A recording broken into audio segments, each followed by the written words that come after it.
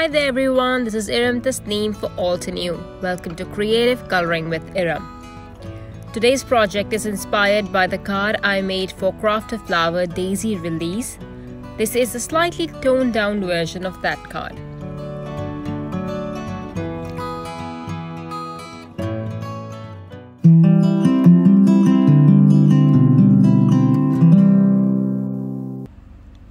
This is the Craft a Flower Daisy die set, and I will be using the 9x12 watercolor paper pad to die cut the pieces I want. I'm using my awesome mini blossom machine. These are small enough to fit on the plates, the dies that is, but the flower is big enough for the card. I will be using Cosmic Berry and Cotton Candy to color the flowers. These shades are from the 36 pan watercolor set. For the first layer, the one at the top, I'll apply water, cover the daisy layer with water, then apply a light color wash to cover the entire layer. Add concentrated pigment closer to the flower center and pull it out a bit. If you have worked with the Altenew watercolor paper, this is a 9x12 one, you would know that it can take in a lot of water. So this will spread on its own a bit, and it won't look as stark and rigid as it's looking right now. You will see that I am just dabbing the color, not really trying to be careful. This will spread on its own unless you heat set it right away. And even if it doesn't spread, this will look pretty anyway since it's such a gorgeous flower. Okay, so I will also be adding Cosmic Berry to the first layer. But first let me do the second layer. This will be completely covered in Cosmic Berry pigment.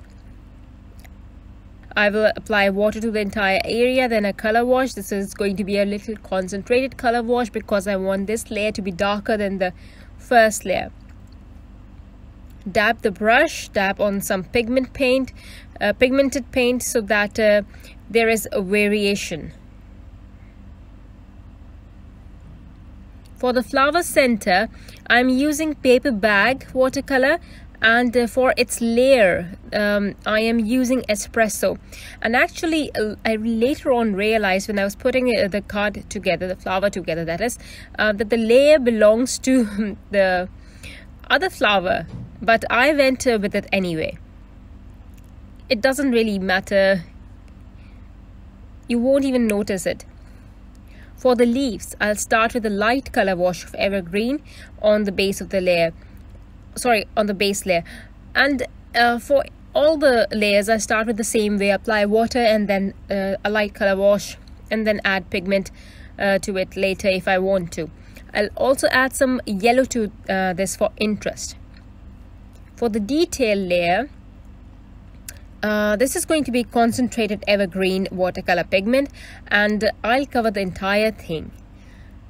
Then to add interest, I'll also drop in some paperback watercolor. You will see it looks really cool after drying. Just drop this in some places and leave it. If you want to heat set it, you can go ahead and heat set it. I'm going to set this on my right side. I'm not going to heat set it right now. For my panel, I have a 3 by 4.5 inch piece. I have cut this from the 9x12 cardstock, and I'll roughly color this with espresso watercolor.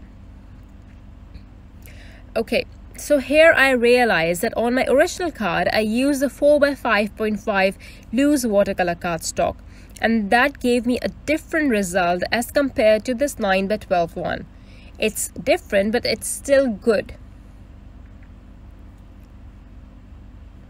You see this brush I'm using for splatters is Altenew brush. I use this for detail painting or adding smaller size splatters. The one I usually use, the purple one that I have, is half dead, but it is very helpful to color the background since it leaks way too much water now, and I have been using it for ages, so I know how to control it. But look at the splatters that the Altenew brush creates. These are fine and look very nice. I'm going to use my anti-static powder tool on the panel. I have actually completely dried this. It took me a while to dry this because the 9x12 takes in a lot of water, like I've said this countless times. Then I'll stamp the image in Enchanted gold pigment ink. You can use embossing ink. It doesn't have to be Enchanted gold, but I am going with this gold because in case I want to remove some of the embossing powder from some places. I usually do this, so that is why I decided to go with the gold, so that at least when I remove the embossing powder, the gold ink from the gold from the ink will be visible. The stamp I'm using is the Shades of Love stamp set. It says one of the 2x3 sets, and I'm going to be doing partial stamping, and I won't cover the entire panel in order to get a grungy look.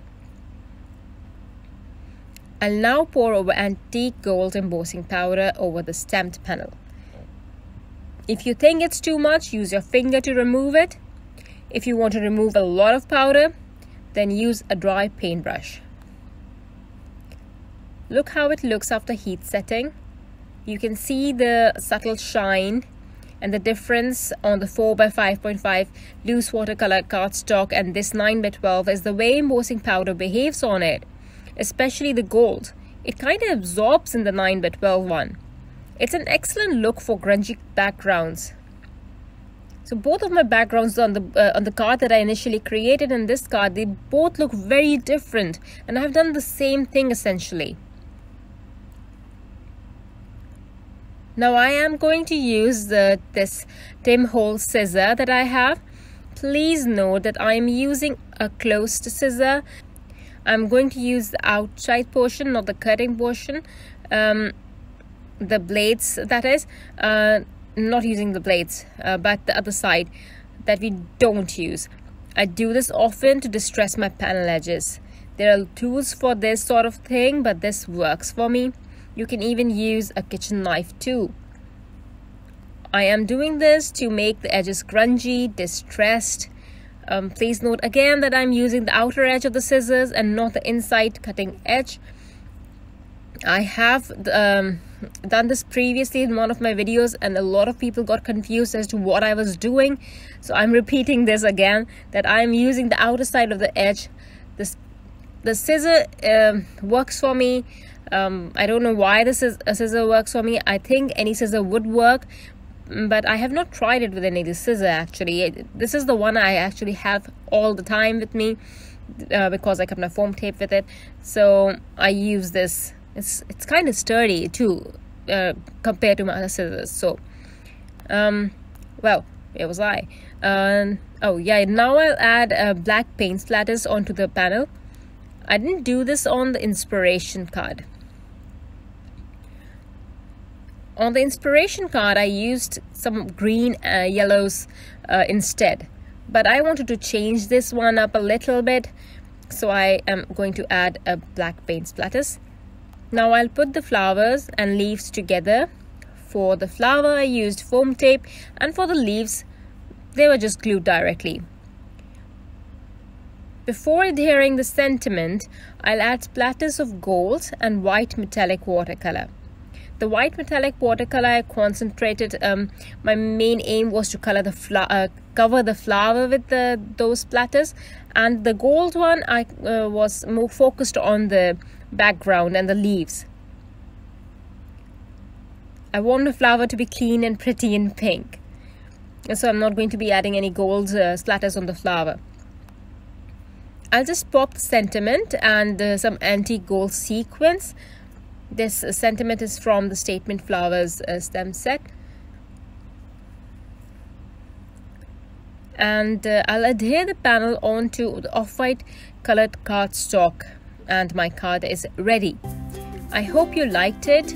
You liked the first one, so I thought I'd make a different version of the same for you guys with the video. Thank you for watching, everyone.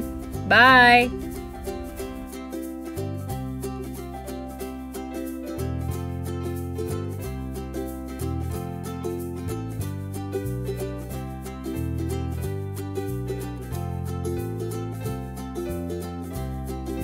So there, did that video just spark your creativity? And do you want more project ideas and inspiration videos too?